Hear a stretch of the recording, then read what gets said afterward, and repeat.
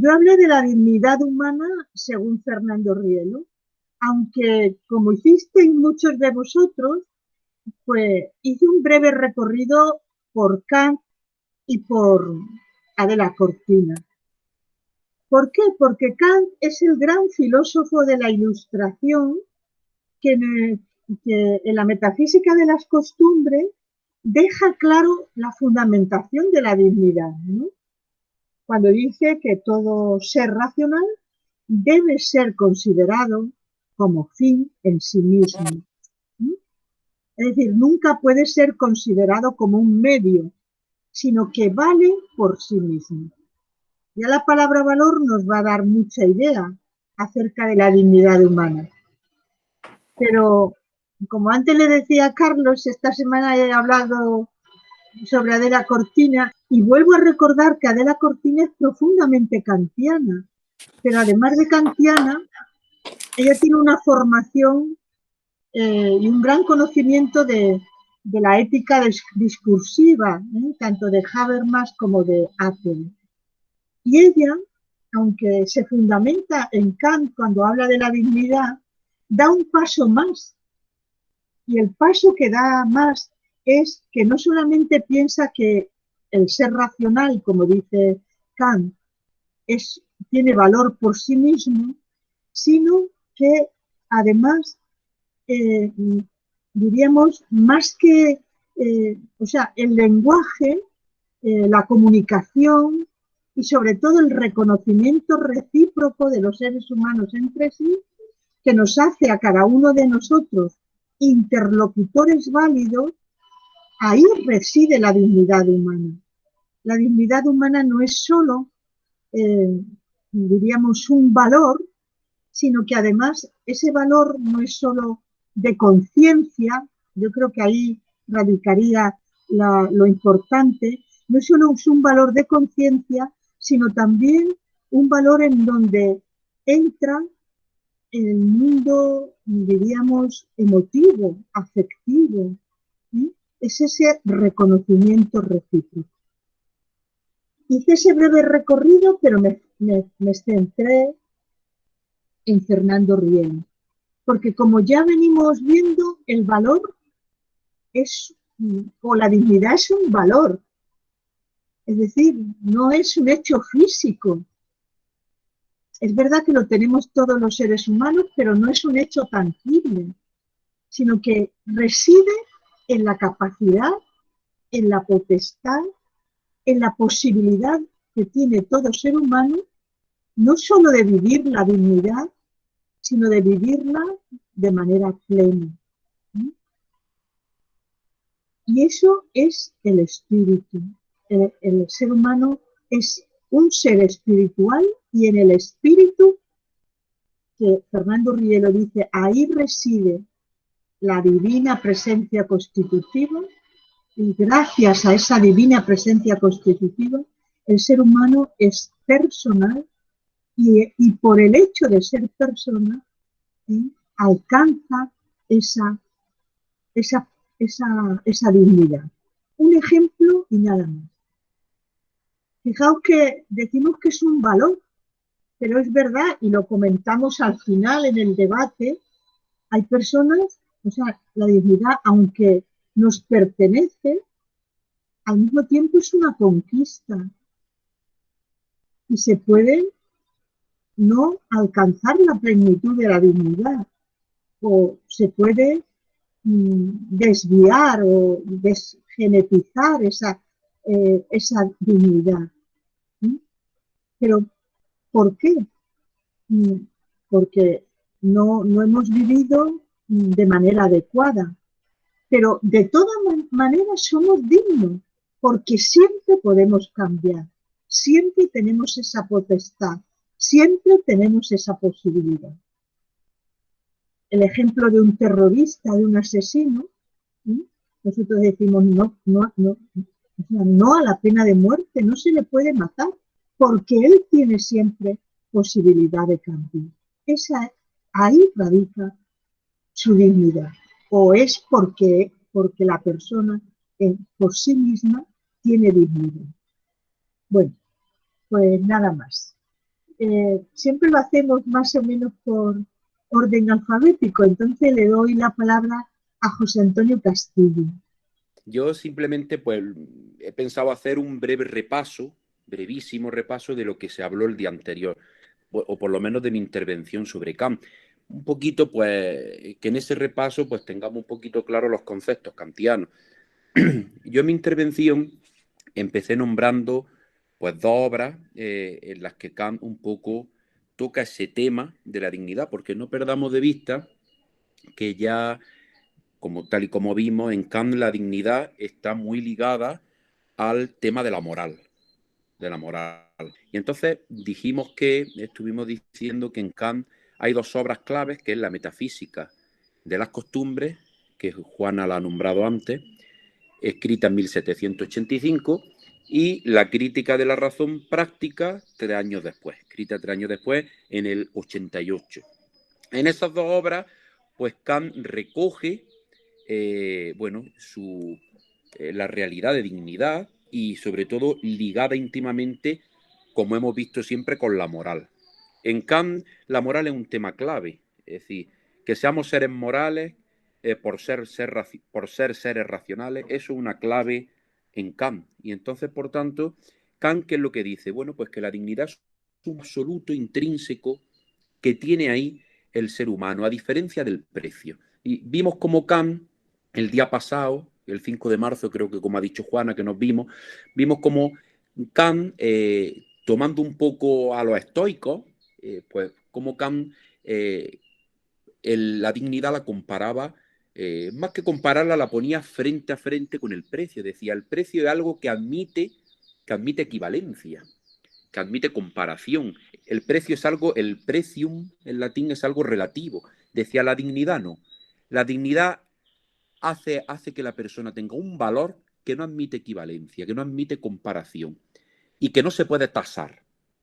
Entonces, a raíz de esa comparación de valor y precio, dice Kant, bueno, pues si estamos diciendo que las personas son las únicas que tienen valor, bueno, ¿qué es la persona? Dice Kant.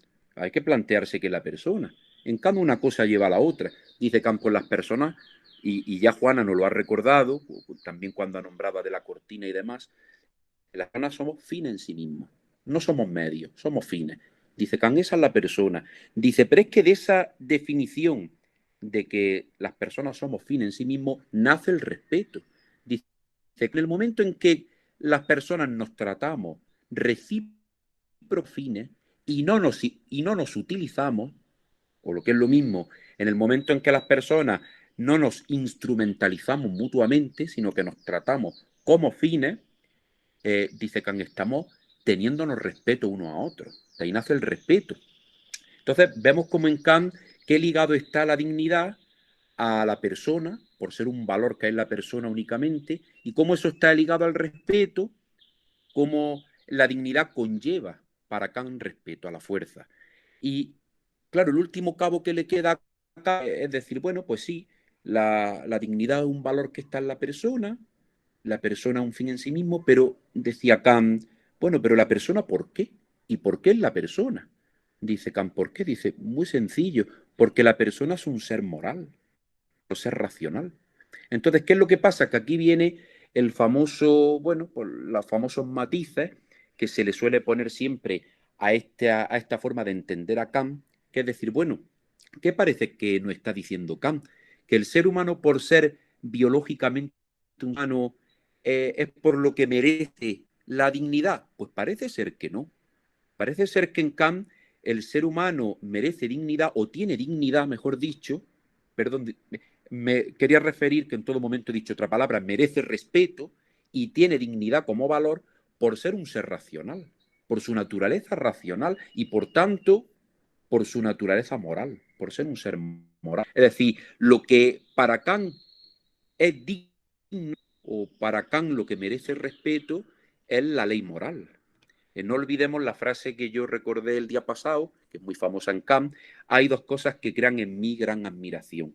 El cielo estrellado sobre mi cabeza y la ley moral que hay en mí, que hay en mi interior. Por tanto, parece ser que para Kant eh, lo que tiene dignidad o lo que hace que el ser humano tenga dignidad es la ley moral que hay en él, el ser un ser moral.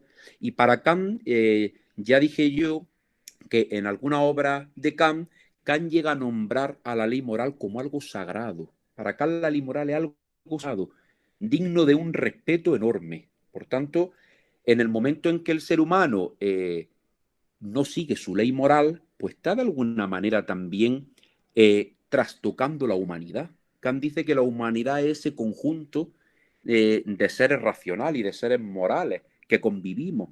En el momento en que un miembro de esa unidad, que es la humanidad, pues daña la ley moral, dice Kant, de alguna manera la humanidad se está viendo dañada en esa persona, porque para Kant cada uno llevamos la humanidad, representamos la humanidad a nivel personal.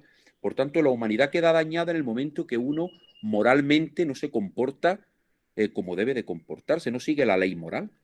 Y esa ley moral para Kant ya dijimos que se concretaba en el imperativo categórico. Entonces, por tanto, la dignidad está íntimamente ligada con lo moral y, por tanto, con el imperativo categórico. El imperativo que es la clave, Kant. Es decir, que se obre de tal manera que, bueno, que tú quieras utilizar, perdón, o ver a las personas como fin y no utilizarlas como un medio. Entonces, claro, vemos cómo para Kant el imperativo categórico, que ya vimos que estaba formulado de distintas maneras, hay distintas versiones del imperativo categórico en Kant. Ese imperativo categórico es la clave para Kant. Y eso para Kant es lo que nos hace dignos. Por eso, claro, entender la dignidad en sentido axiológico, pues no parece que en Kant esté eso muy... Parece que Kant la dignidad lo entiende más en sentido moral y ético, más que en sentido axiológico. Por tanto, el valor del ser humano para Kant es porque hay una ley moral en él. Bueno, pues esos fueron los conceptos claves en los que nos movimos, o por lo menos en los que se movió mi intervención. Y a partir de ahí, bueno, un poco, pues yo puse mi grano de arena para el debate. Vamos a ver hoy cómo se desenvuelve. Yo estoy totalmente, yo estoy impaciente en ver esto cómo se desenvuelve. Así que vamos a ver. Muchísimas gracias. Cada día tiene su afán, ¿no? No sabemos. El ¿Ya? futuro no lo conocemos. Sabemos que Totalmente. el otro día fue encendido, ¿eh? Totalmente, sí, sí, sí. Pues Sergio Molina, desde Medellín, tiene la palabra. Sergio, cuando quieras. Gracias, muchas gracias, Juana, y un saludo a todos los que estamos ahora conectados, Javier, Pablo, Carlos Andrés, Eduardo, Silvia, Felipe, Daniela, menos los que no alcanzo a omitir y que se han unido recientemente. Muchas gracias, mi apreciación ha sido más desde la parte de la dignidad como elemento al que se está aludiendo en la sociedad ahora como fenómeno, lo quiero mirar como fenómeno, como esa recurrencia que se está dando actualmente. Les recuerdo que sobre ello estoy adelantando una investigación acompañado de la Universidad Pontificia de Salamanca y acompañado también de otro interlocutor que ustedes tendrán ahorita, que es Carlos Andrés Gómez. Básicamente las preguntas que yo tengo y lo que hicimos en la sesión pasada, que de paso digo, Juana, me place mucho que nos inspiró a otra sesión y eso manifiesta o deja en evidencia la profundidad del tema y tanta discurrencia que podemos tener. Básicamente, entonces, insisto que mi apreciación ha sido desde qué es eso de la dignidad, de lo que tanto están hablando, ¿no? Y que tanto se promulga por parte de los políticos. Luego hago unas consideraciones aquí como para retomar lo que fue mi intervención pasada.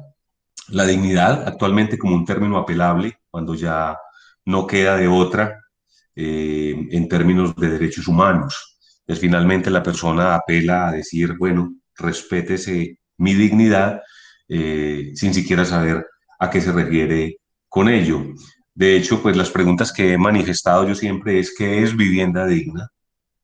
¿Qué es educación digna? ¿Qué es muerte digna? Luego, entonces, la dignidad se ha vuelto un término muy manido al que todos echan mano, del que todos echan mano para valerse en sus discursos y para dar a indicar un no sé qué que nadie tiene claro. Ni siquiera el político que ofrece la dignidad sabe a qué se refiere. Indudablemente es un tema que está de moda, digámoslo así, tanto apelar a la dignidad como enarbolar la dignidad como ofrecimiento. Bueno, y entonces yo me he planteado ofrecimiento de quiénes, ofrecimiento de los gobiernos. Y en esas y las otras he querido ahondar en unos aspectos incidentes en la apreciación que tiene el hombre de la dignidad y como para ir aclarando esa deformidad o extravío del concepto. Entonces me pregunto, ¿vale la pena? Quiero decir, es importante, es necesario cuestionar al hombre actualmente sobre la dignidad. Es decir, ¿le importa al hombre actualmente aclarar ese concepto de la dignidad? ¿Y quién debería estar a cargo en esa instrucción de la dignidad? Entonces, las iglesias, qué tipo de organizaciones, la academia, pero también me pregunto, ¿quién se pudiera oponer a que el hombre encuentre y resignifique el concepto de la dignidad?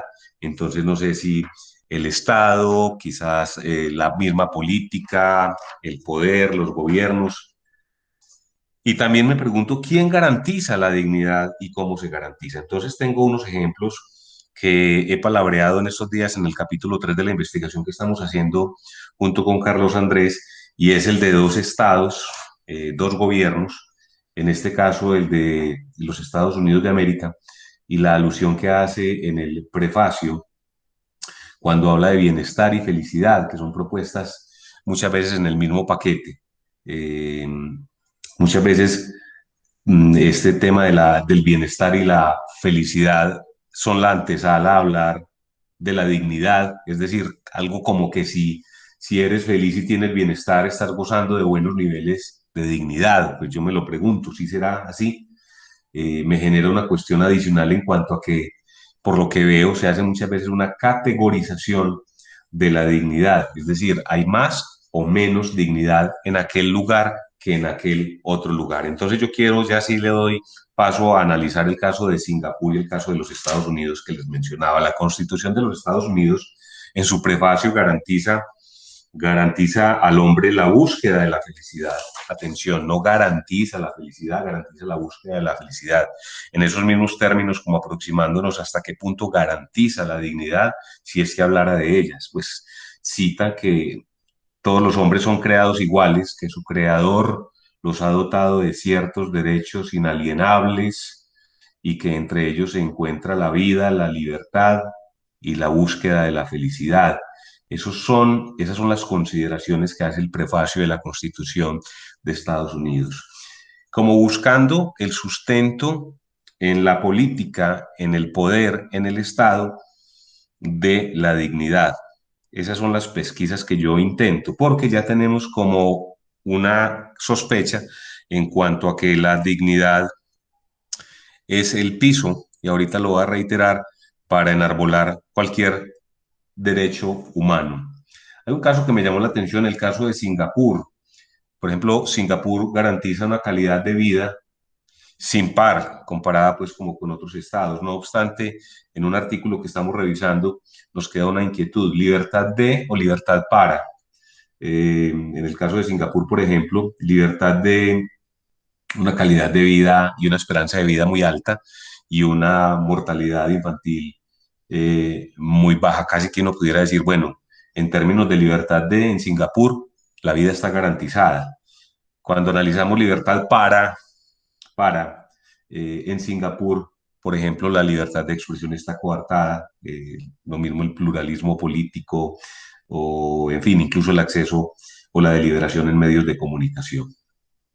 Entonces, la pregunta que hago es, ¿nos da contento el bienestar en cuanto a la dignidad que demandamos? Es decir, si yo de alguna manera, como en Singapur, algunos ciudadanos pueden decir que tienen contento o una satisfacción de unas necesidades básicas, la pregunta sería, ¿qué tanto se le ha ahondado desde allí o con ese acto de dar garantías del Estado proveedor?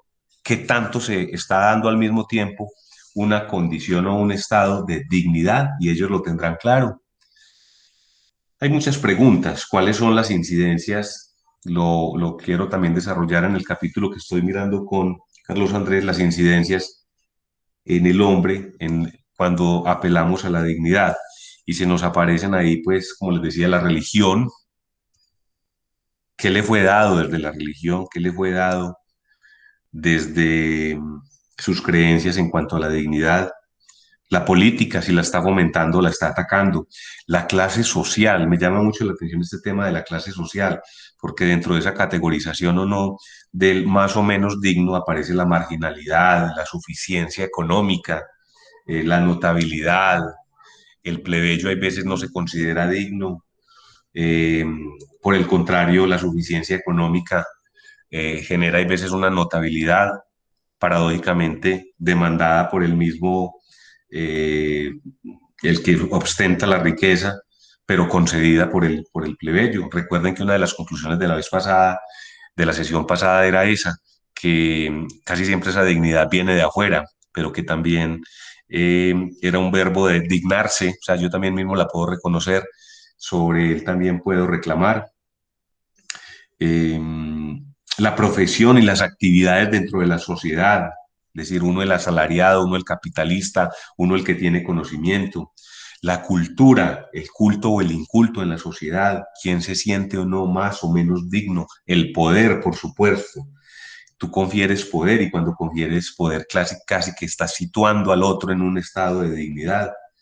Mm, y por supuesto, la justicia, que es la que muchas veces a la carrera, de manera precipitada, entra a supuestamente aclarar, a deliberar sobre qué es o no digno para una persona. Finalmente, estaba revisando unos textos y coincidimos a lo mismo. En este debate de la dignidad estamos cayendo en que es un tema de rango o de estatus.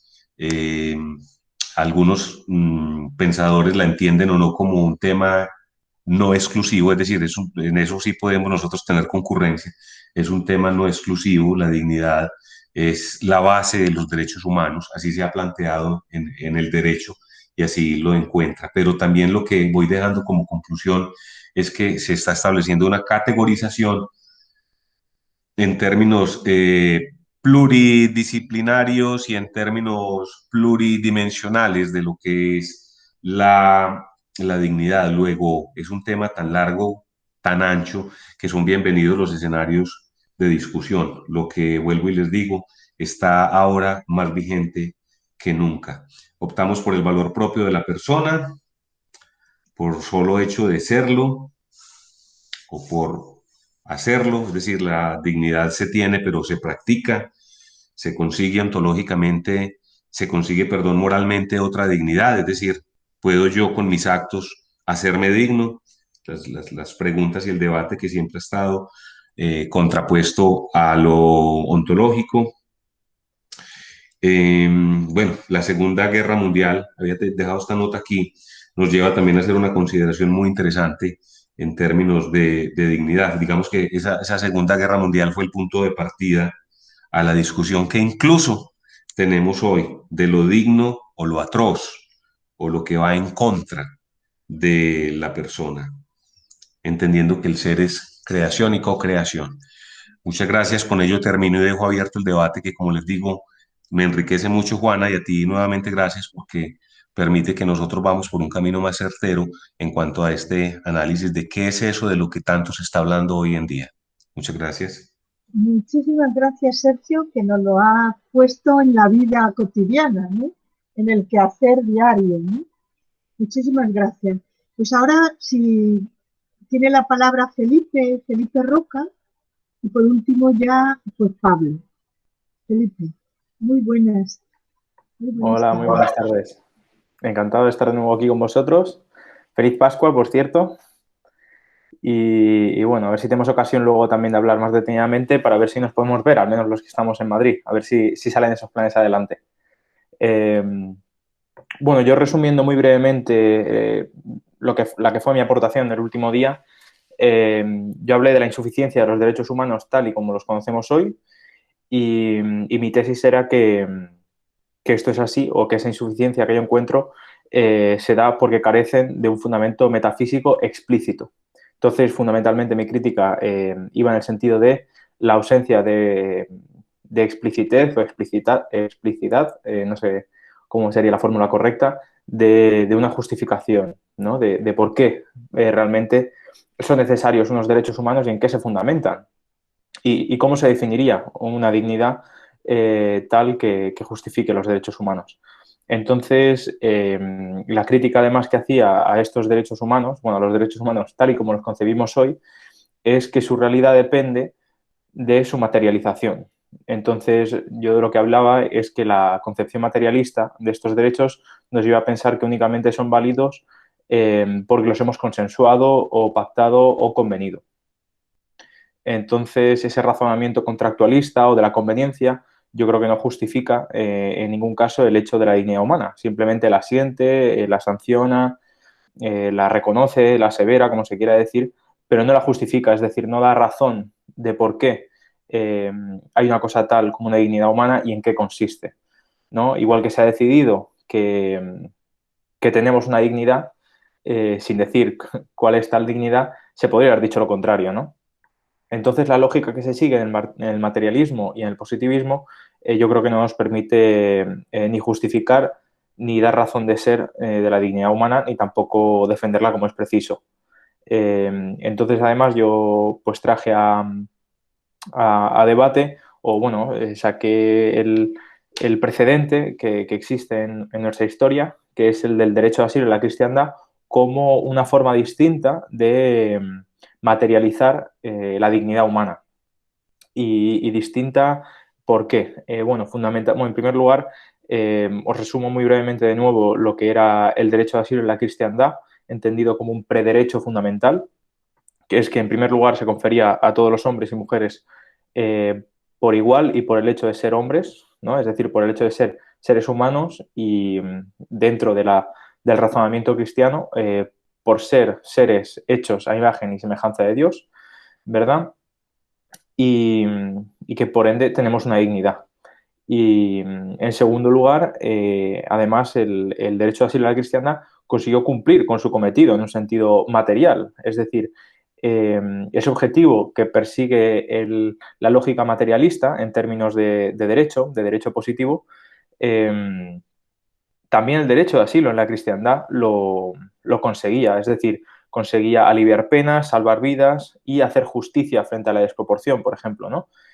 Ahora bien, la diferencia en que estaba, en que ese derecho se dio de forma distinta a través de la historia.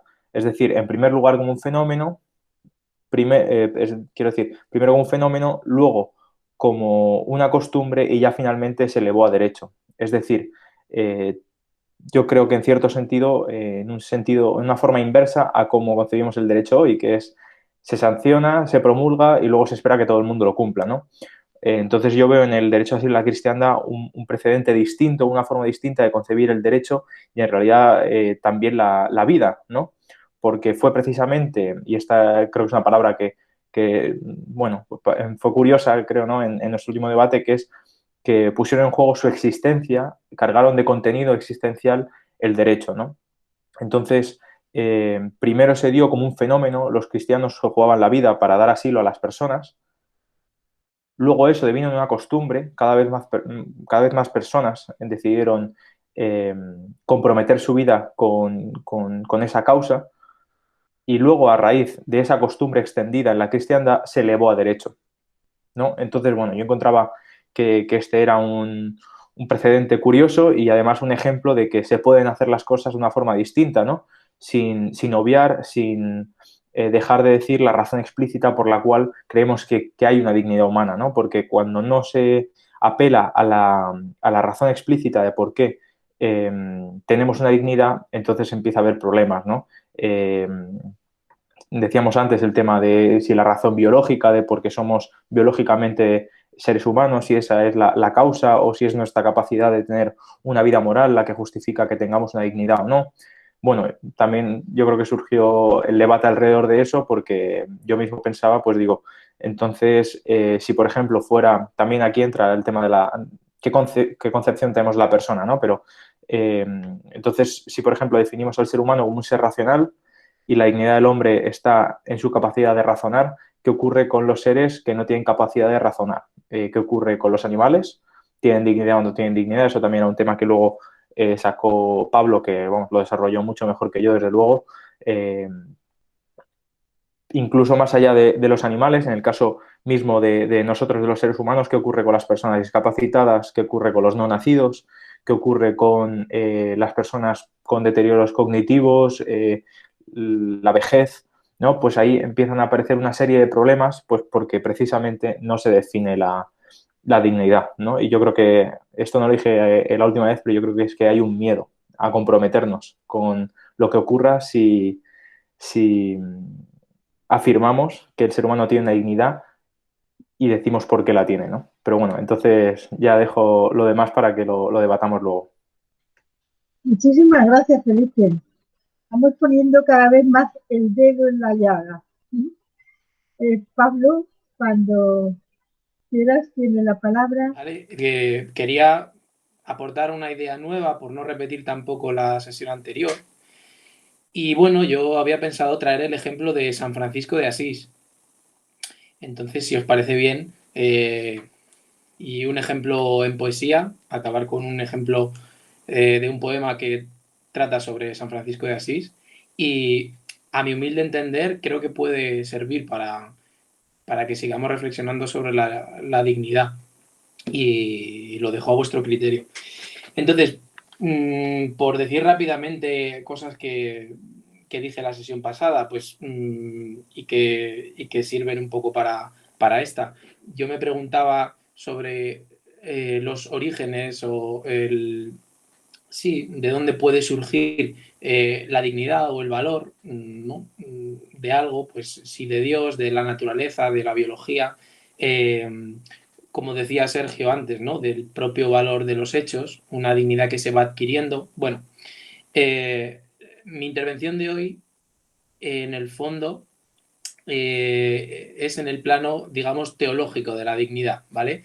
La posición de San Francisco de Asís y en la historia del catolicismo creo que es evidentemente la más central, es la dignidad que tiene su origen, defender el concepto de dignidad como con un origen teológico, ¿no? Pues sí, de Dios. Y me viene muy bien hablar después de Felipe eh, porque como lo has dicho tú, el derecho a asilo, ¿no? Claro, Felipe ha dicho que el derecho, perdón, la dignidad de un ser humano viene por estar hecho a imagen y semejanza de Dios. Bien, pues recogiendo la última pregunta que dejábamos, ¿no? O que dejaba en mi intervención de la sesión pasada, solo tiene dignidad o solo tiene este valor inherente o este valor especial al que llamamos dignidad el ser humano. Y yo creo que San Francisco de Asís es un buen ejemplo en la historia del catolicismo. Habrá otros, pero quizá este es de los mejores, para que reflexionemos sobre si el concepto de dignidad no solo se le puede atribuir al ser humano, sino a otras criaturas o a toda otra criatura, ¿no? Que es lo interesante. Bueno, creo que más o menos, no sé si lo he explicado muy claro, he situado pues dónde se va a mover este ejemplo de San Francisco de Asís. Os digo muy rápido tres cosas sobre esta maravillosa figura, ¿no? Este fundador de una de las grandes órdenes monásticas del catolicismo. Yo me baso en la biografía que hace Chesterton, un escritor y filósofo, ensayista importante inglés, maravilloso. Tiene un libro que se llama San Francisco de Asís, y es una biografía, pero ya desde el principio, ¿no? Desde el prólogo, el que hace el prólogo ya nos adelanta que San Francisco no hubiera podido encontrar un mejor biógrafo para su biografía que Chesterton, ¿no? Y a su vez, un biógrafo no hubiera podido encontrar mejor biografiado que Chesterton en San Francisco, ¿no? Bien, hay una frase del propio Chesterton que sirve para introducir, ¿no? Lo que vamos a decir. Él decía que no hay cosas sin interés, sino tan solo personas incapaces de interesarse. Es decir, podríamos decir, bueno, en el mundo solo tiene interés o solo tiene dignidad, valor profundo el ser humano.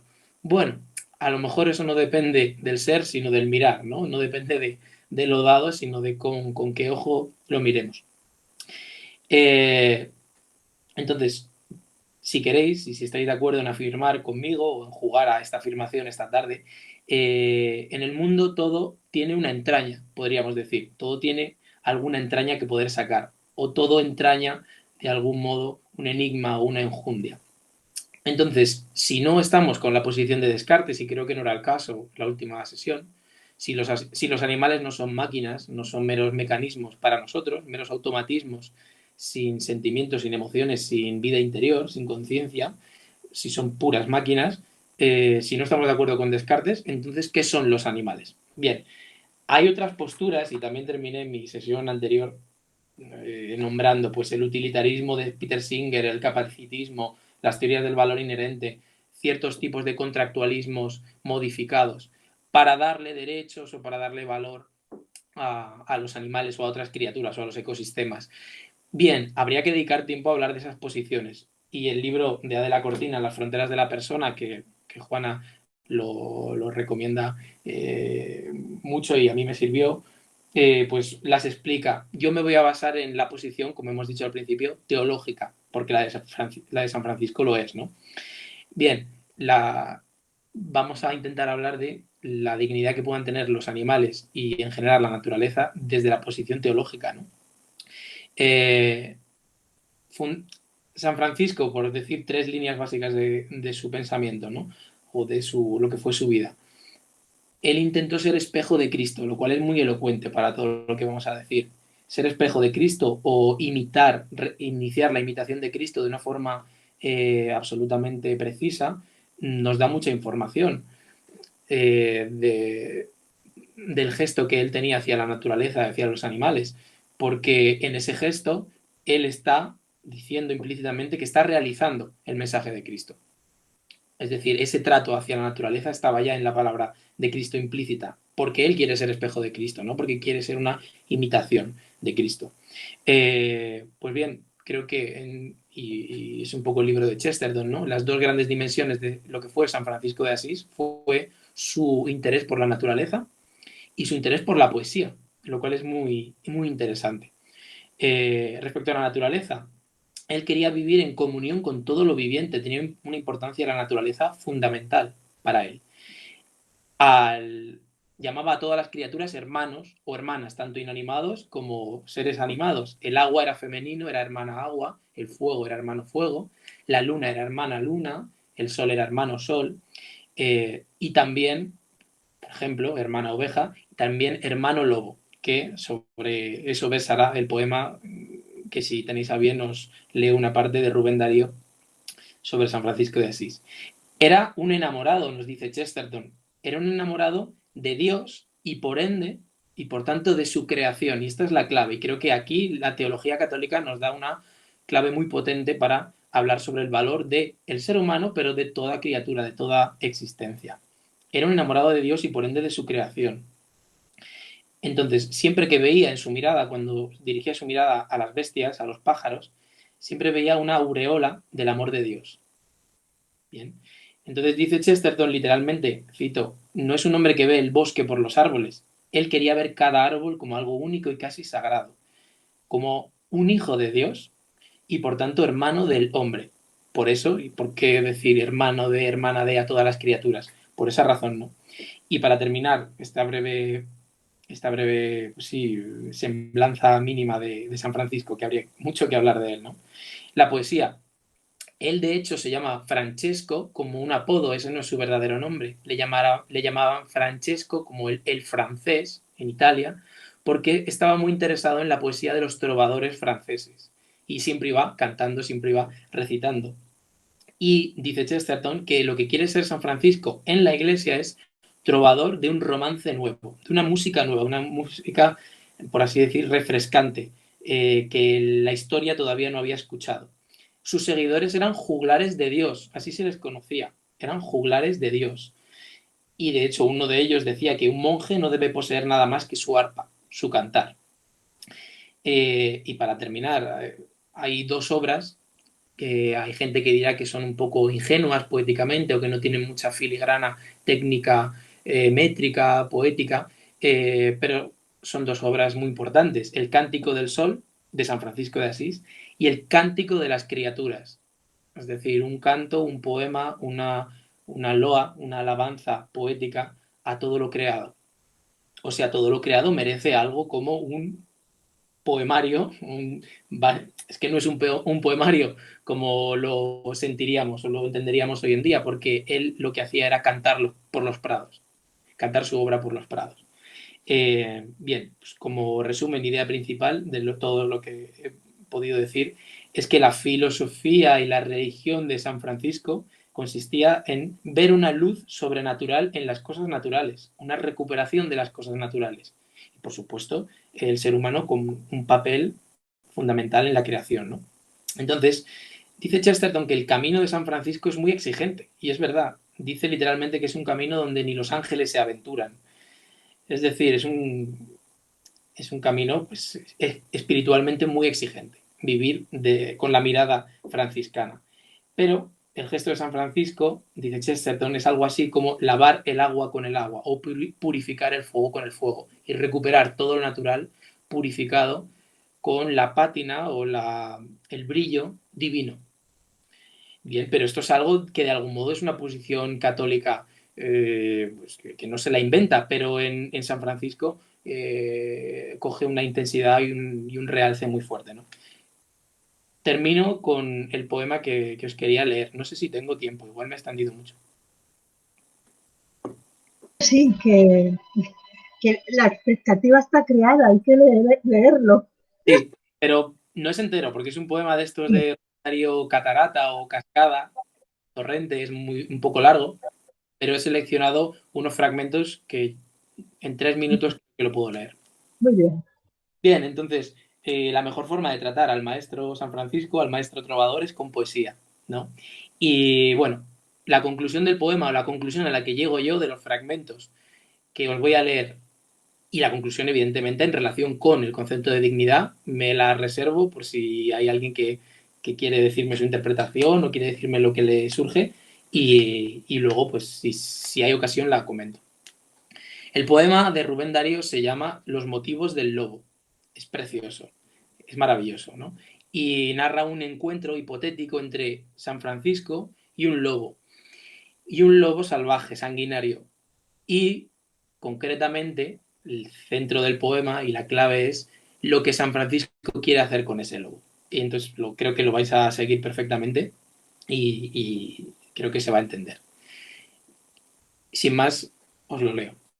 Los motivos del lobo. El varón que tiene corazón de lis, alma de querube, lengua celestial, el mínimo y dulce Francisco de Asís, está con un rudo y torvo animal, bestia temerosa de sangre y de robo, las fauces de ira, los ojos de mal, el lobo de gubia, el terrible lobo, rabioso, ha asolado los alrededores, cruel ha deshecho todos los rebaños, devoró corderos, devoró pastores, y son incontables sus muertes y daños. Francisco salió, al lobo buscó en su madriguera, cerca de la cueva encontró a la fiera, enorme, que al verle se lanzó feroz contra él. Francisco, con su dulce voz, alzando la mano, al lobo furioso dijo: «Paz, hermano lobo». El animal contempló al varón de tosco sayal, dejó su aire arisco, cerró las abiertas fauces agresivas y dijo: «Está bien, hermano Francisco». «¿Cómo?», exclamó el santo. «¿Es ley que tú vivas de horror y de muerte?». Me salto una parte, esto es lo que le pregunta a San Francisco, y el gran lobo humilde le responde: «Es duro el invierno y es horrible el hambre. En el bosque helado no hallé qué comer, y busqué el ganado, y en veces comí ganado y pastor». Francisco responde: «En el hombre existe mala levadura.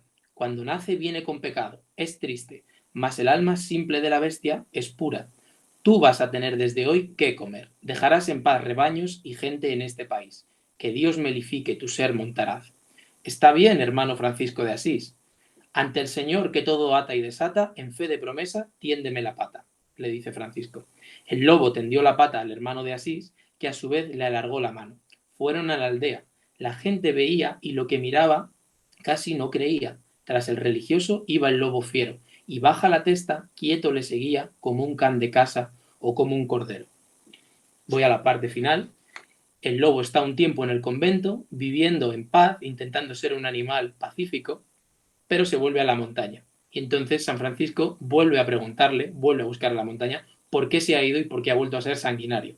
Y termina diciéndole el lobo: «Hermano Francisco, no te acerques mucho. Yo estaba tranquilo allá en el convento, al pueblo salía, y si algo me daban estaba contento y manso comía. Mas empecé a ver que en todas las casas estaban la envidia, la saña, la ira, y en todos los rostros ardían las brasas de odio, de lujuria, de infamia y mentira. Seguía tus sagradas leyes, todas las criaturas eran mis hermanos, los hermanos hombres, los hermanos bueyes, hermanas estrellas y hermanos gusanos, y así me apalearon y me echaron fuera, y su risa fue como un agua hirviente, y entre mis entrañas revivió la fiera, y me sentí lobo malo de repente, mas siempre mejor que esa mala gente. Y termina. El santo de Asís no le dijo nada, le miró con una profunda mirada, y partió con lágrimas y con desconsuelos, y habló al Dios eterno con su corazón. El viento del bosque llevó su oración, que era: Padre nuestro que estás en los cielos.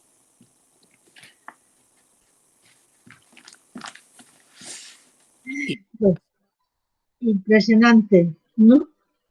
Impresionante, dice Felipe, sublime. Solo quiero pedir perdón por el tiempo, pero creo que Rubén Darío merece un minuto más. Muchísimas gracias. Pues ahora mismo empezamos, vamos a decir, ya tenemos tiempo para el coloquio. Se me ocurren muchas cosas, pero si vais levantando la mano, casi prefiero que comencéis vosotros. Si no, solamente para romper el fuego, y enseguida espero que vayáis interviniendo. Bueno, pues comienzo yo, pero enseguida os voy dejando la palabra. Me han encantado todas las intervenciones, pero respecto a esta última, también lo que ha dicho Felipe, lo que más recuerdo, y bueno, todos, ¿no? Yo creo que debemos distinguir, o lo voy a intentar resumir lo que quiere ser mi intervención. Efectivamente hay una línea muy clara, muy filosófica, que es la de Kant, ¿no? Porque, y yo creo, José Antonio lo ha dicho, porque el hombre, el ser humano, es un ser racional, ¿sí? Pero no solo es un ser racional, es un ser moral. Y cuando ya hablamos de moral, creo que hablamos más que la pura razón, ¿sí? Pero hay otra línea, un poco como dice Adela Cortina en su obra Alianza y Contrato, hay otra línea que es el cristianismo. Y ahí yo creo que se asienta Fernando Rielo, y también por todo lo que ha hablado de Chesterton y de San Francisco de Asís Pablo. Entonces la dignidad no viene solo porque seamos seres morales, porque valgamos por nosotros mismos, porque tenemos una estructura, sino además porque hemos sido creados a imagen y semejanza de Dios. Bueno, si nos ponemos aquí, y también Pablo lo ha citado, con la obra, no sé si era del 2001, de Adela Cortina, Las fronteras de la persona, y ella pone un subtítulo, La dignidad humana y el valor de los animales. Yo creo que hay que distinguir, y en el cristianismo también se distingue. Se distingue porque la persona humana es la máxima expresión del ser. En el Génesis, lo que se dice es que a imagen y semejanza de Dios solo es el ser humano. Pero por supuesto, eso no significa que no tengan valor la naturaleza, en donde está también la huella de Dios, o los animales, que son seres vivos, y donde también hay una presencia de Dios, pero de otra manera, ¿no? Adela Cortina, desde Las fronteras de la persona, del 2009, lo que dice es que cómo lo tratemos a los animales será también propio de la dignidad humana. Pero la persona, el ser humano, es esa máxima expresión del ser, de tal manera que desde el Génesis él es el que puede dar nombre a todas las cosas, ¿no? Bueno, era solo por recordar, ¿no? Precioso nuestro trato con la naturaleza, la Laudato Si, bueno, todo lo que queramos decir, ¿no? Bueno, muchas gracias. Pues doy la palabra primero a Daniela, Daniela, encantada de verte, de conocerte y de oírte. Creo que también nos habla desde Colombia. Pues cuando tú quieras, y luego Felipe, que también ha levantado la mano. Pues Daniela. Hola, buen día para todos. Mucho gusto y muchas gracias por la bienvenida. Estaba escuchándoles, familiarizándome un poco. Es muy interesante el tema y lo que se propone. Yo simplemente pues quería hacer un breve comentario y es con respecto a la cuestión de la racionalidad. Igual yo creo que ha sido un poco de pronto malentendido también pues digamos en la modernidad como el ejercicio de la razón, ¿no? Porque pues si bien aunque una persona discapacitada no esté en la facultad de ejercer su racionalidad, pues no quiere decir que no lo sea, ¿no? Entonces yo creo que pues también, que era un poco también lo que mencionaba Felipe anteriormente, que pues esta distinción es importante porque también pues sería muy grave referirlo solamente a esto, ¿no? Y casi que quitarle la condición o la dignidad ahí sí de persona a, a las personas con algún tipo de discapacidad. Y ya no, básicamente eso. Muy bien, muchísimas gracias, Daniela. Yo creo que queda claro, racionalidad no significa solo la capacidad de discurrir, ser persona es mucho más que pensar o discurrir, ¿no? Felipe. Sí, yo aprovecho y ya que ha mencionado esto Daniela, a mí no me acaba de, o sea, no lo acabo de comprender. O a lo mejor Juana, no sé si tú lo has comprendido porque si la razón no se ejerce, ¿para qué sirve? Me pregunto, quiero decir. O sea, igual es un problema conceptual mío, ¿no? Que no entiendo a qué refiere el concepto, porque no acabo de cogerlo, ¿no? Es decir, ¿en qué consiste esa racionalidad si no se puede ejercer? No sé si, si me podrías responder, gracias. Daniela, ¿quieres responder o quieres que responda? Bueno, yo entiendo, Felipe, que, bueno, yo recuerdo cuando yo estudiaba filosofía hace muchos años, pero estaba haciendo la carrera y vivía en Madrid también, en aquella época, pusieron una película tremenda, se llamaba Johnny cogió su fusil, era una película contra el Vietnam, ¿no? Efectivamente era una película, era un chico que había ido al Vietnam y se había quedado en estado de coma, ¿no? Es decir, que su capacidad de razón no, no era posible, ¿no? Pero en la película, dice Pablo, qué gran película, es verdad, en la película se ve que él siente, es decir, ¿qué clase de razón es la humana? La razón humana es una razón unida a la emoción.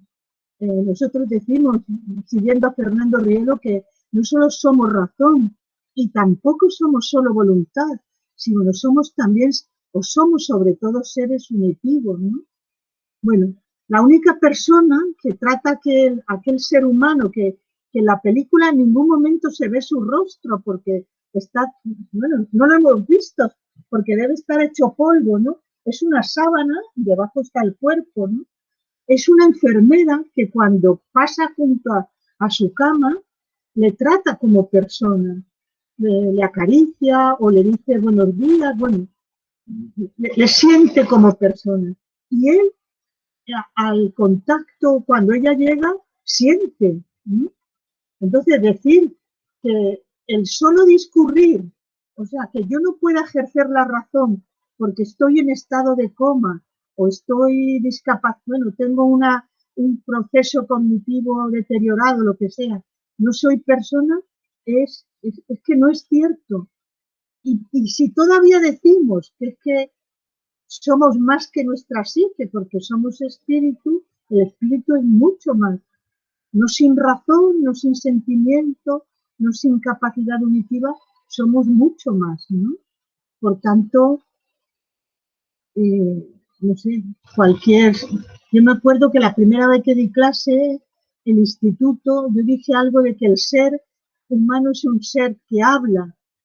Y luego me paró una chica, una alumna, y me dijo, yo daba clase a los adultos, eran mayores, y a lo mejor aquella alumna tenía mi misma edad, yo tenía 23 años. Y me dijo, mire, mi hermano no habla. ¿Qué ha querido decir usted? A mí casi se me saltaron las lágrimas, ¿no? Le dije, no he querido decir eso que tú me estás diciendo. Si lo he dicho, perdóname. He querido hablar de la capacidad humana para decir que no solo piensa, sino que se comunica.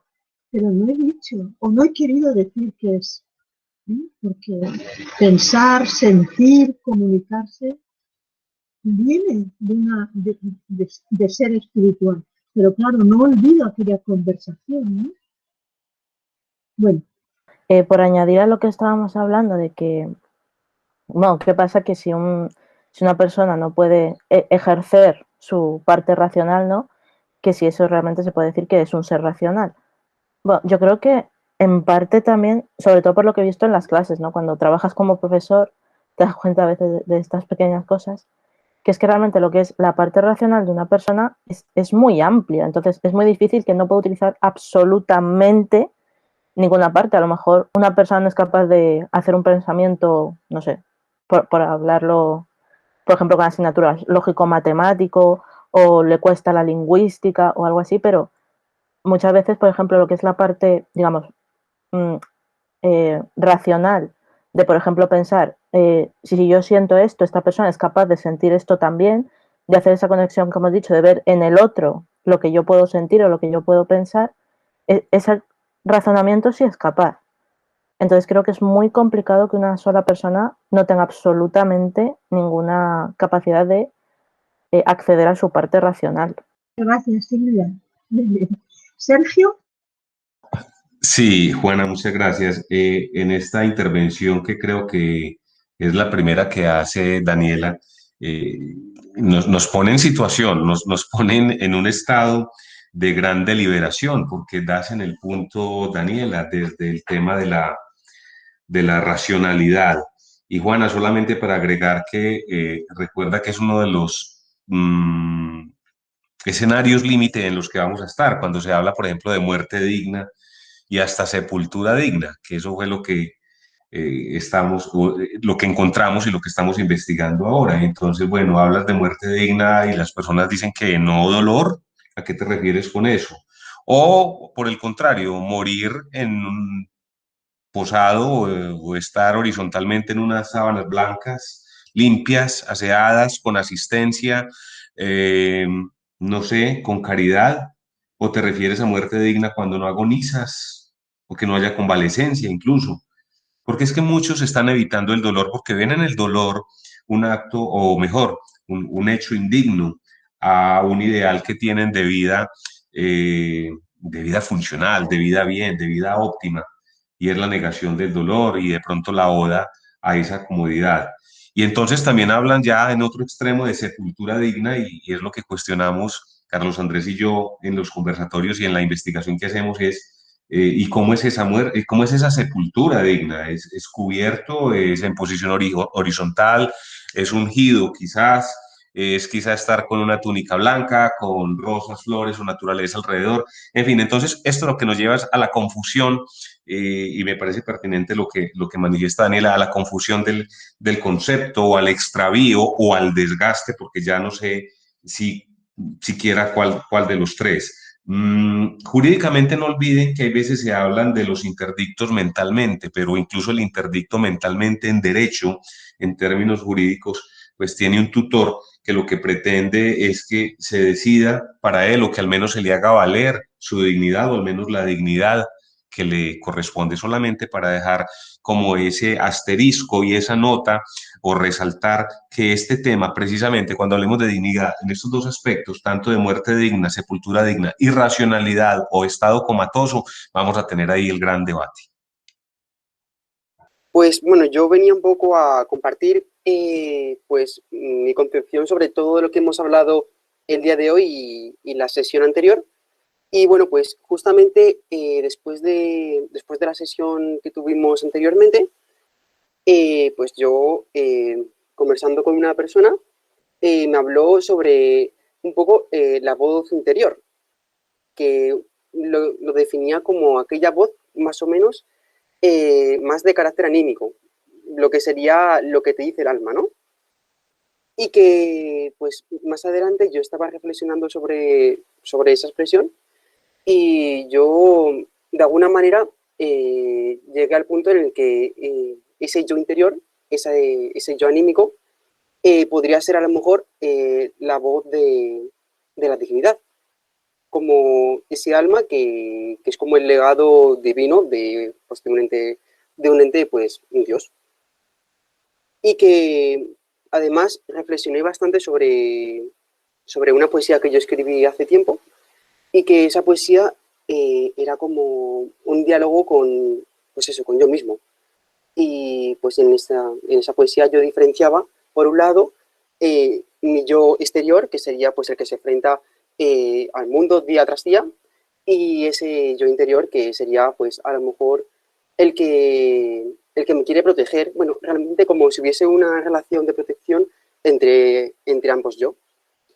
Y que pues ahí yo de alguna manera como que logré, como que creo divisar, creo diferenciar pues esa dignidad, porque además existe esa relación de cariño, de protección, y bueno, que todo esto lo venía diciendo porque justamente Pablo pues hizo mención de la poesía en relación a este tema, y que además yo creo que es bastante común sí, como que los artistas muchas de sus obras tengan como esa necesidad de expresión o esa necesidad sí, de representar a su yo, sí, a sí mismos, básicamente.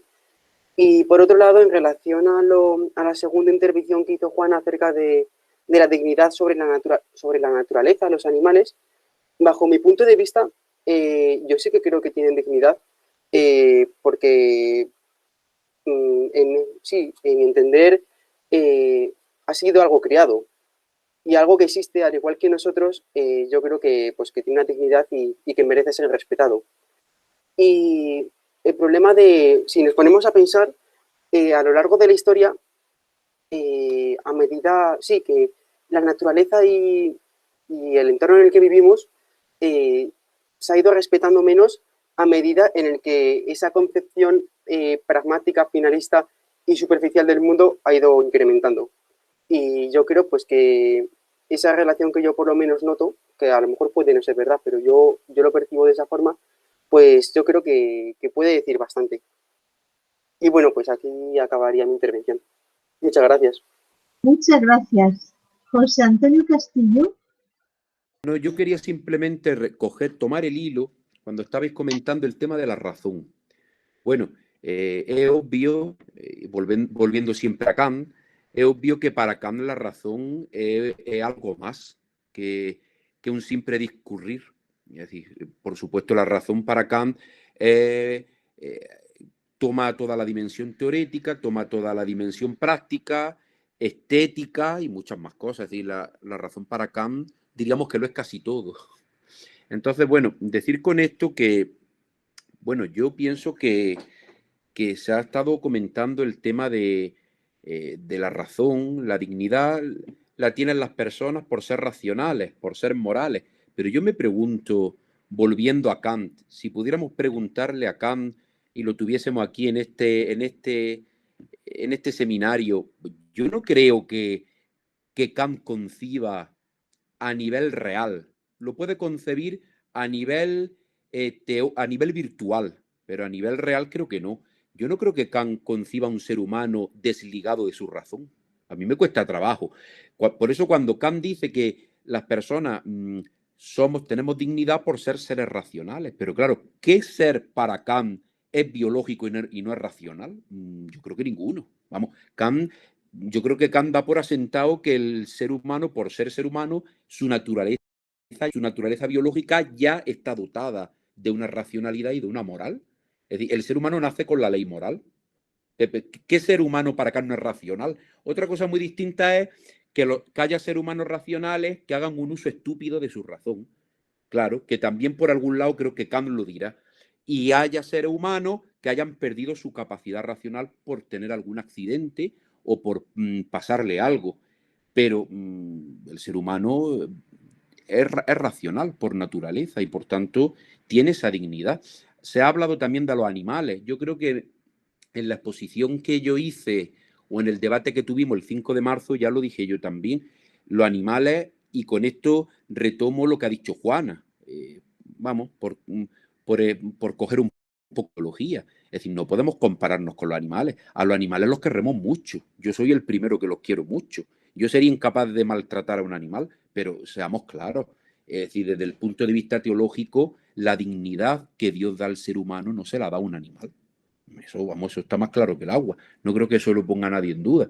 Entonces, claro, Kant, como cristiano que era, veo difícil que Kant le pueda dar una capacidad mejor dicho, pueda ver en los animales una dignidad igual que la del ser humano. Yo creo que para Kant los animales son dignos de respeto. Desde luego hay que respetarlos. De hecho, ya dije yo en mi anterior exposición que Kant en algún lugar, y por más que intento buscarlo, no lo encuentro. Busqué la frase y no doy con la obra, pero creo que Kant dice en algún lugar, o leí yo en algún lugar, que Kant dice que nosotros debemos respetar a los animales para potenciar nuestra dignidad, nuestra ley moral. Hay que respetarlos, pero lógicamente los animales no son racionales, no tienen esa ley moral, no son conscientes de ello, porque no pueden hacer uso de ella. Los seres humanos podemos hacer uso de eso. A mí se me viene a la memoria, y con esto ya termino, para no acaparar el debate, a mí se me viene a la memoria un libro que tiene, y al que le guste Kant, pues se lo recomiendo, porque es un libro de Foucault, de Michel Foucault, en el que Michel Foucault hace una lectura de Kant.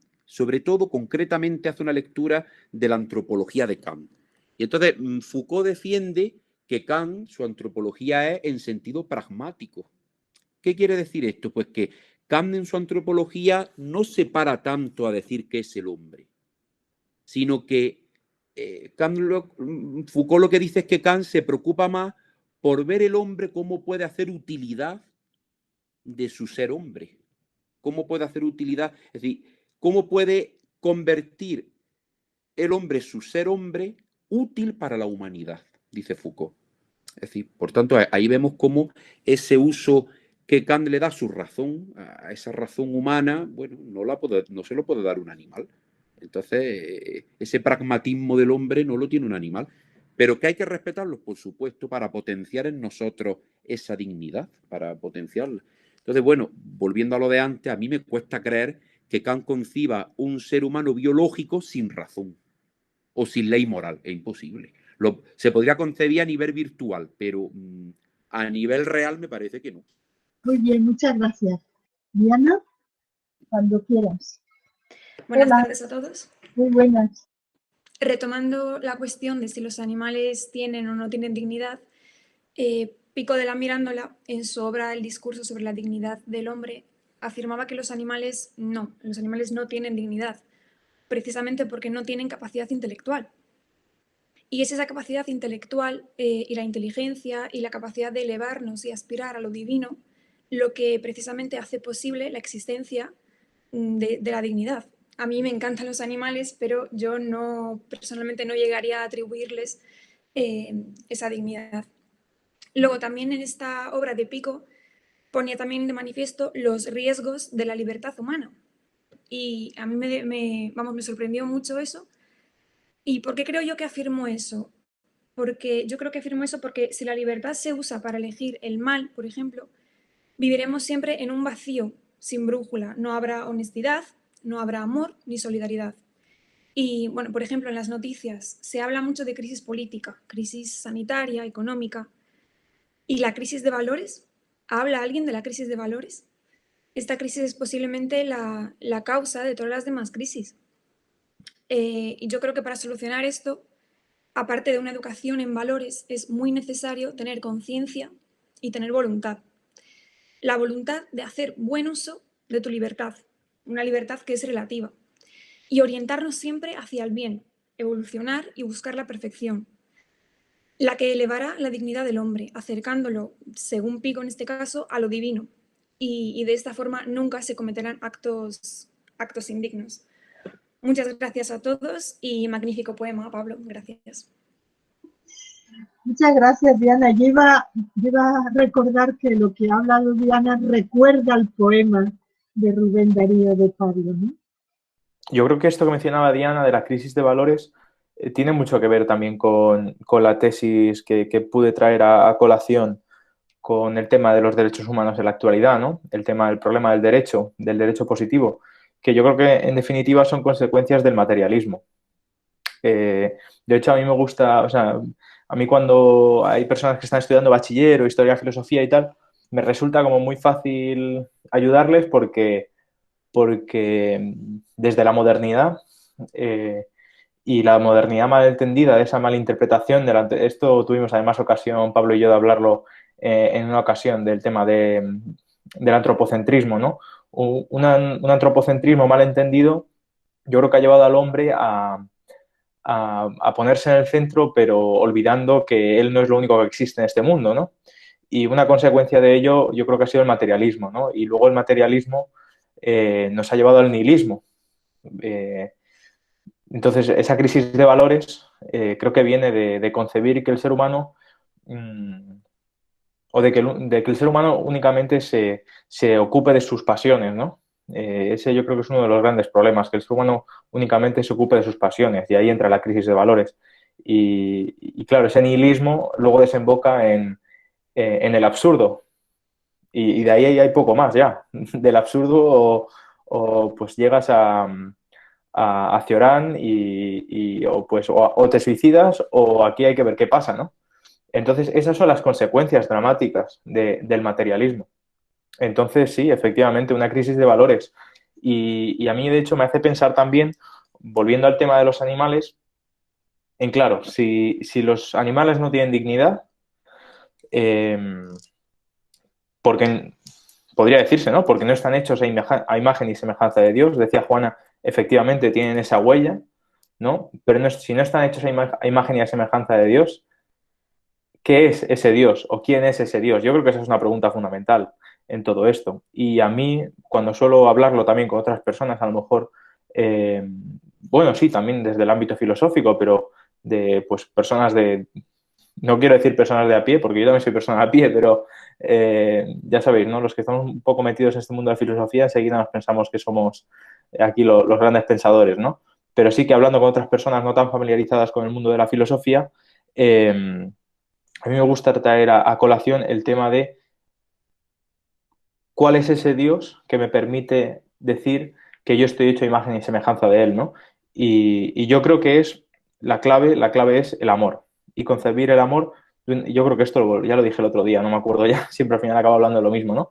Pero es ese Dios que es amor y que es una forma muy concreta de amor, ¿no? Que es el amor ágape o agape, que es un amor que va más allá del eros y más allá de la filia, es decir, más allá de simplemente lo que me atrae o simplemente lo que me gusta y que es capaz de sacrificio, bueno, lo hemos visto toda esta Semana Santa, ¿verdad? De todos iba la Semana Santa, ¿verdad? De un amor capaz de sacrificio, en definitiva un amor capaz de salir de nosotros mismos, de ir más allá de nuestras limitaciones, ¿no? Entonces, claro, ahí yo creo que se puede justificar mejor el por qué decimos que los animales no tienen dignidad. Pues simplemente no porque sean malos, no porque no sean merecedores del bien, sino simplemente porque no están hechos de tal forma que son capaces de escapar su determinación natural.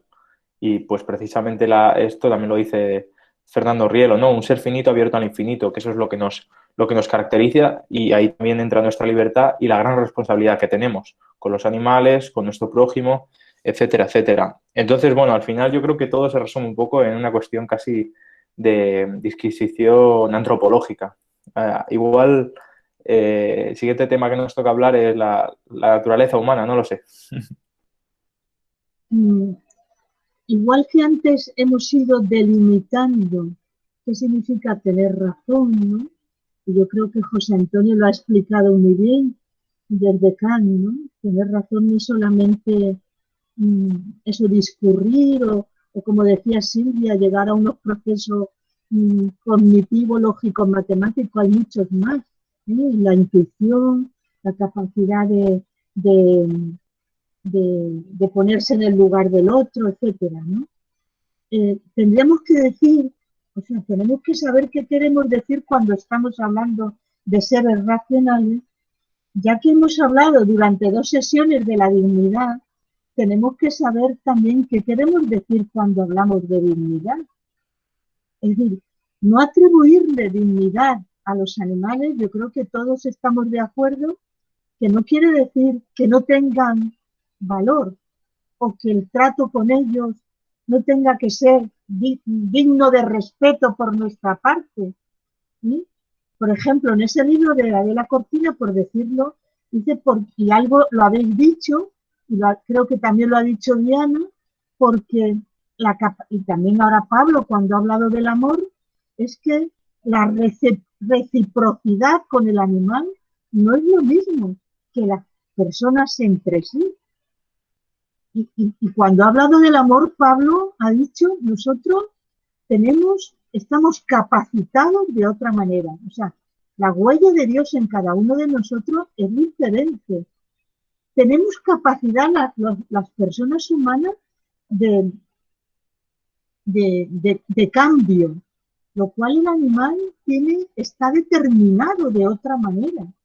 Es decir, no hablar de dignidad en los seres vivos no quiere decir que no tengan valor, pero no vamos a llamar dignidad a todos los valores.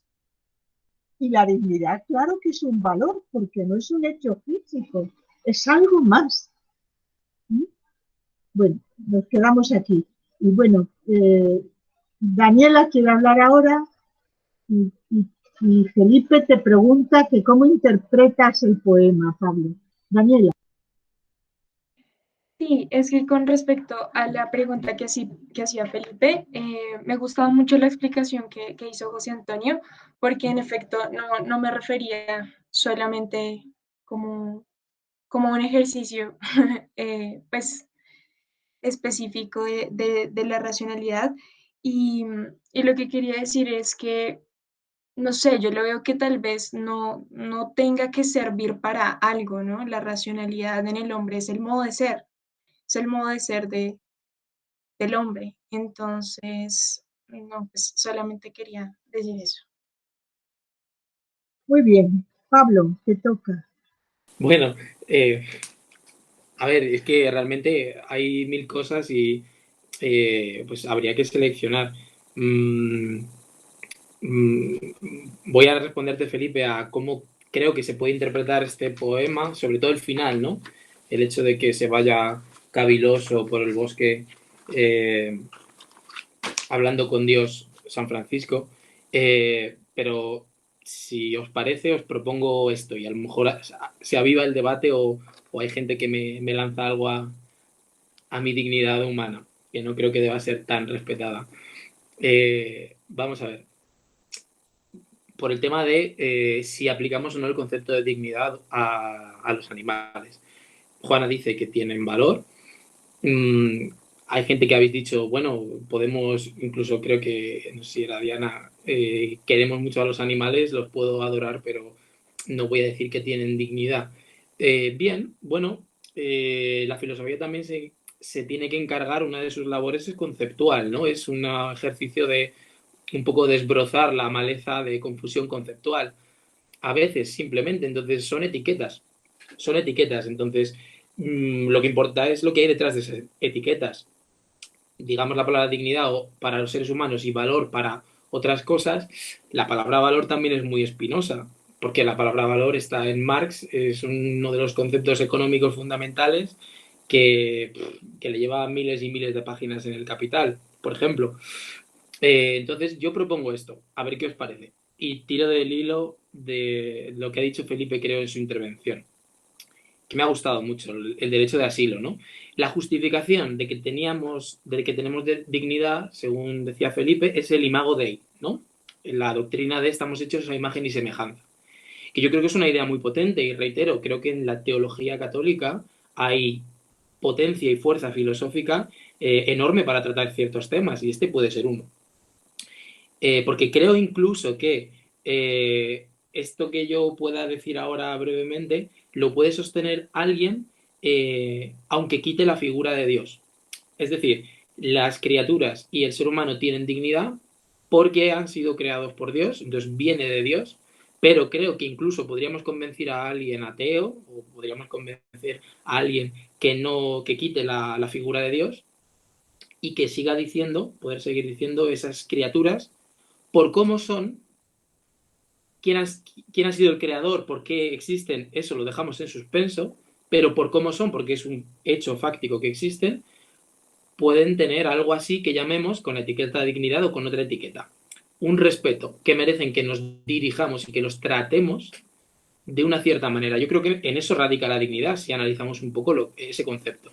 Entonces yo te preguntaría, Felipe, y si por el argumento del Imago Dei, que dices que el ser humano tiene dignidad, y si lo ampliamos y decimos las criaturas, aunque no están hechas a imagen y semejanza, pueden tener otra dignidad no humana, y esta es la propuesta, ¿no? Y si hacemos una distinción entre dignidad humana, específicamente humana, y otras dignidades, también resuena un poco la intervención de Diana en la última sesión que dijo la dignidad ni se crea ni se destruye, solo se transforma. Pues podríamos decir, la dignidad se puede transformar según uno cambie. A lo mejor tu dignidad muta si pierdes alguna facultad, por ejemplo, la racionalidad, que era un ejemplo que estabais poniendo. A lo mejor tienes otra dignidad. Y a lo mejor la dignidad no significa nada más ni nada menos que cómo se espera que te traten según seas.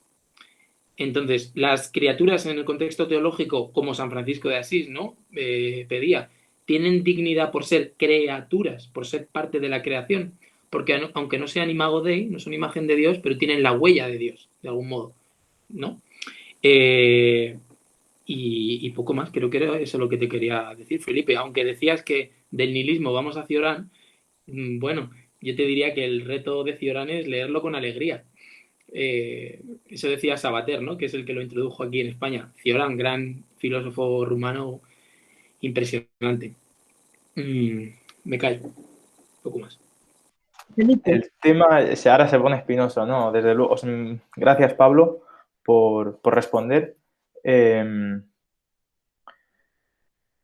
Yo creo que en última instancia es difícil hablar, es decir, ha habido ahí un momento en que yo creo que, no sé si te he visto a ti, Juana, negar con la cabeza o he proyectado yo mi negación interior a ti, ¿no? Pero yo creo que es problemático que seamos tratados en distinto modo según nuestro estado o según evolucionemos. Porque si no caemos en el tema de una persona si está en lo que se denomina como un estado vegetal, si entonces veo que igual lo quieres matizar ya que te veo revoltoso. No, por favor, porque si lo quieres matizar ya, pues ya me borro todo lo que tengo que decir. No, termina, por favor. No, simplemente que se me antoja problemático, ¿no? Entonces yo también pensando en cómo proponerlo, cómo explicarlo, se me está haciendo difícil. Entonces, yo creo que las implicaciones ya nos llevan a concluir que no puede ser así, simplemente porque me niego a ello, porque las consecuencias no las puedo aceptar, al menos yo, ¿no? Mi conciencia no me lo permitirían. Pero pensando en cómo justificarlo filosóficamente, a mí se me ocurre que la única razón es que precisamente el amor es algo que va más allá del estado material en el que estamos. O sea, es la única, porque precisamente el amor es inmaterial. O sea, es la única. Y obviamente por eso pasamos de la materialidad o de la física a la metafísica. Entonces, por eso también, en primer lugar, pues toda mi reflexión inicial iba en camino de la problemática que implica una ausencia de metafísica, ¿no? Bueno, pero igual sé que es difícil tratar todo esto, entonces, gracias. por seguir un poco lo de Pablo y Felipe. Bueno, me gusta mucho en donde nos hemos situado, porque cuando hoy, por ejemplo, yo he dicho dignidad es un valor, quiero decir que no es una propiedad física, no es una propiedad física. Me uno a lo que entiendo que quiere decir Felipe, no es una propiedad material, sino constitutiva, para que no sea solo natural, sino constitutiva. Y recuerdo una vez hablando con Sergio en alguno de nuestros seminarios, eso significa que porque somos espíritu, y esto en Fernando Rielo queda muy claro, y el espíritu es potestad consciencial o consciencia potestativa, por tanto conciencia es mucho más que razón, es mucho más que voluntad. ¿Sí? El ser humano tiene capacidad, tiene potestad, ¿sí? Tiene posibilidad de cambio, lo cual, o sea, de ser más. En el poema que le queda a Pablo por responder, en el poema, lo que viene a decir, lo entiendo yo, Pablo, perdona mi interpretación, a lo mejor pobre, tiene que ver también con una leyenda que cuenta de la Cortina en ¿Para qué sirve la ética? Creo que es un libro del 2014, del 2013, dice que es que los seres humanos tenemos un lobo dentro, pero también tenemos una inclinación al bien. Y el lobo lo que se da cuenta que en nosotros también eh, el hombre es un lobo para el hombre, es decir, violentas, ¿no? Y eso es lo que le ha hecho volverse a donde estaba. Y a lo mejor por eso se ha quedado en esa mirada Francisco de Asís, porque ha dicho, es que no le hemos dado lo mejor de nosotros mismos, pero tenemos potestad de hacer cosas buenas, ¿no? Y ahí es donde radica esa dignidad, ¿no? Por eso yo creo que no debemos llamar dignidad a todo, ¿no? Esa posibilidad de cambio, por eso la dignidad en lo más alto es una propiedad la más alta y no muta menos, muta siempre a más. Pero es que nosotros, la dignidad humana, no somos Dios. Sí que tenemos esa fiera o ese lobo dentro, o ese lobo estepario que decía también Germán Hesse, ¿no?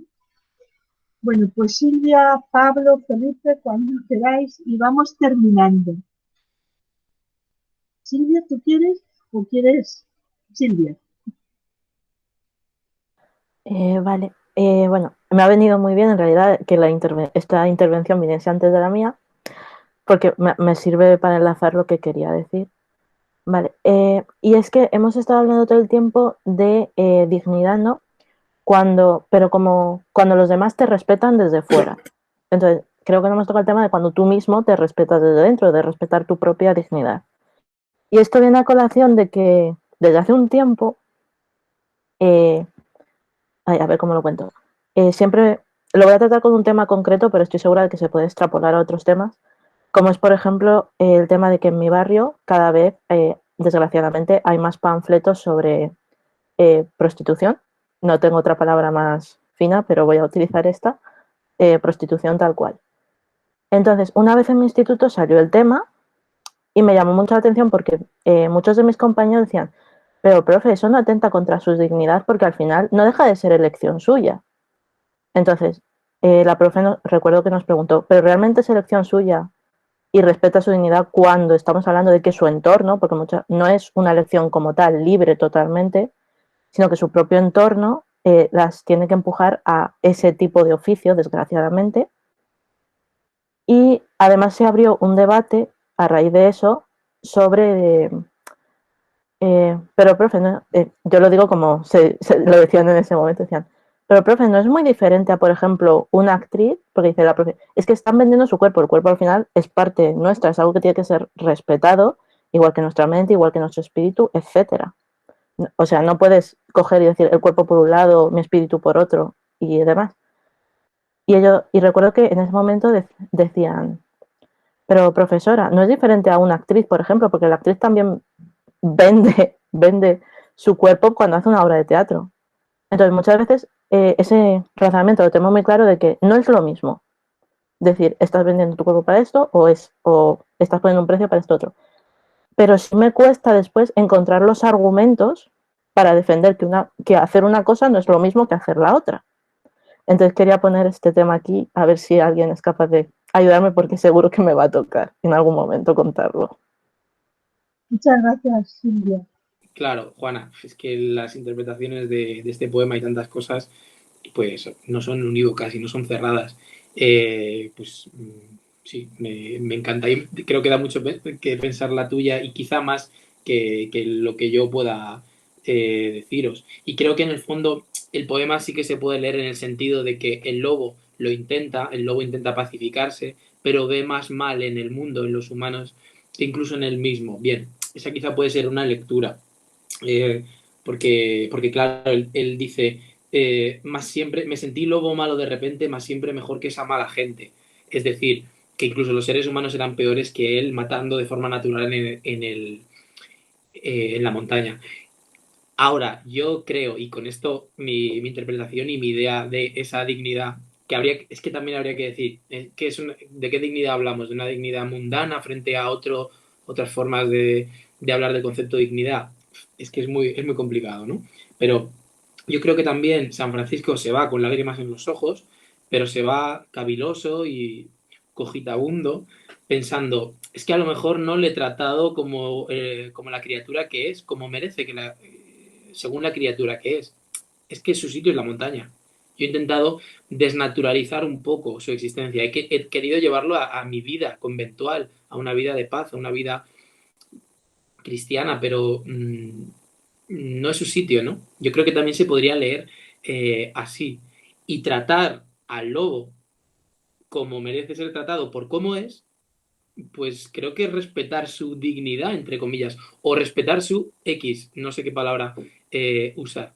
Claro, porque imaginad que otro ejemplo un poco absurdo, si yo a vosotros, que sois racionales y que podéis hablar y podéis comunicar conmigo, si yo en esta sesión decido retiraros la palabra o decido, bueno, pues no voy a hablar con ellos porque no merecen mi palabra. Entonces sería un trato indigno. Merecéis.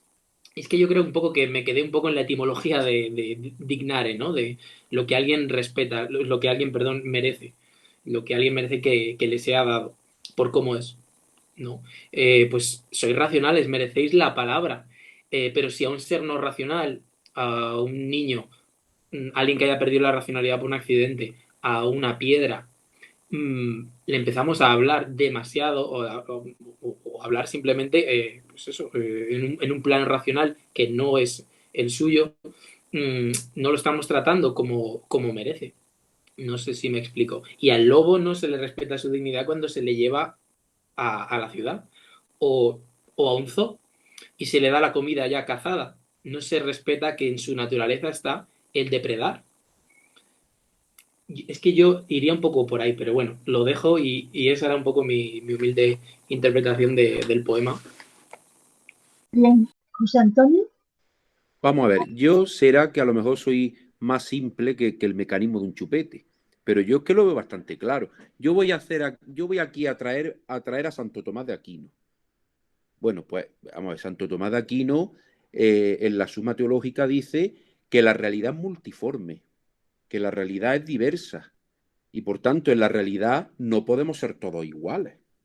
Por eso Santo Tomás de Aquino distingue entre el reino vegetal, el reino animal, el reino de los seres humanos.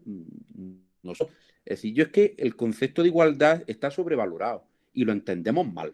Eso ya empezando por ahí. Habría que dedicarle otro seminario a qué porque la igualdad está sobrevalorada.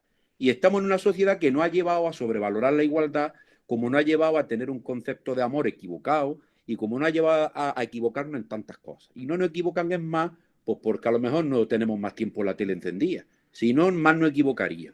Y este es el problema, que estamos en una realidad en la que no todos somos iguales. Y claro, respecto a lo que ha dicho Pablo, pues a mí me gustaría ahondar en ese poema de Rubén Darío, porque yo no sé si Rubén Darío habla ya de San Francisco de Asís o habla del mismo.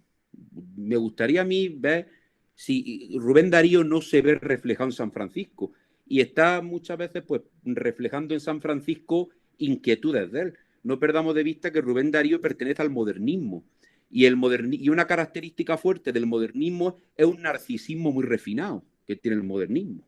Entonces, yo no sé ahí Rubén Darío a dónde quiere llegar a parar, pero yo, echando mano de la teología, como ha echado mano Felipe muy acertadamente en sus intervenciones anteriores, vamos, yo defiendo que, y como también ha dicho Diana, el ser humano, la dignidad la tiene el ser humano. Y por tener el ser humano esa dignidad, Dios ha encarnado y ha muerto por nosotros. Eso es lo que hemos celebrado en Semana Santa. Es decir, yo echando mano de la teología puedo decir que la muestra más grande de amor es la de Jesús por nosotros. Y claro, ¿qué valor no tendrá el ser humano para Dios cuando entrega a su propio hijo? Es decir, eso lo hace por el ser humano. ¿Lo hace por toda la creación? Sí. Luego, porque Jesús con su resurrección restaura la creación, desde luego, que lo hace por toda la creación, pero principalmente muere por nosotros. Muere por nosotros. Y esa es una muestra de amor grande. Fijaos hasta qué punto eleva a Dios la dignidad del ser humano. Hasta qué punto la eleva. Y otra cosa también. Es decir, una de las cosas teológicamente hablando, desde la antropología teológica, una de las cosas que muestra esa dignidad del ser humano es porque el ser humano es digno de la salvación. Y la salvación no es otra cosa que hacernos partícipes Dios de su vida trinitaria. Esa es la salvación. La salvación es concederte Dios ese poder participar de su vida trinitaria. Y eso lo hace con el ser humano. Eso lo hace con el ser humano. Porque el ser humano tiene conciencia de ese amor. Y el ser humano puede corresponder a ese amor de Dios. Bueno, esto es lo que yo quería decir. Yo es que lo tengo bastante claro. Vamos, yo lo tengo clarísimo. Así que, pues nada. Bueno, magníficas palabras, ¿no? Me parece las de José Antonio en el sentido también de consciencia y correspondencia. ¿Sí? Para hablar de dignidad tenemos que hablar de conciencia. Yo lo he querido antes también añadir o subrayar, y Fernando Rielo queda claro, y la presencia de Dios está en toda la creación, pero de distinta manera. ¿Sí?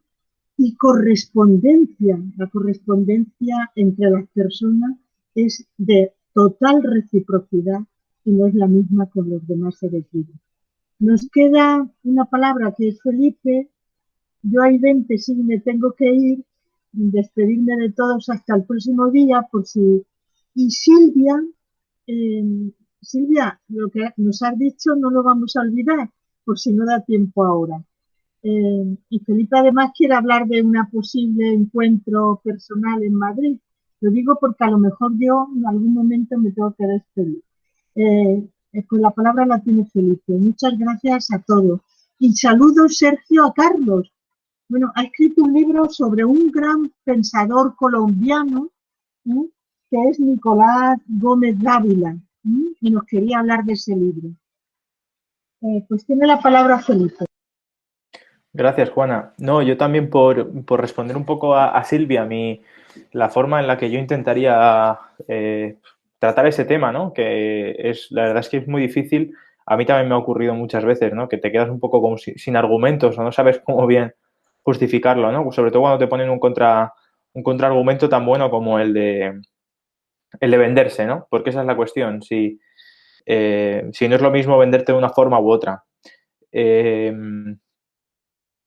A mí me venía la palabra el caso que tú expones de la prostitución es que atenta contra la integridad de la persona. A mí la palabra que más me sonaba o que más me servía es la palabra integridad, porque digamos que eso no obedece al sentido con el cual la persona está hecha, ¿no? Que no está hecha para venderse, pero no simplemente, pero ni física, ni emocional, ni espiritualmente, si se quiere, ¿no?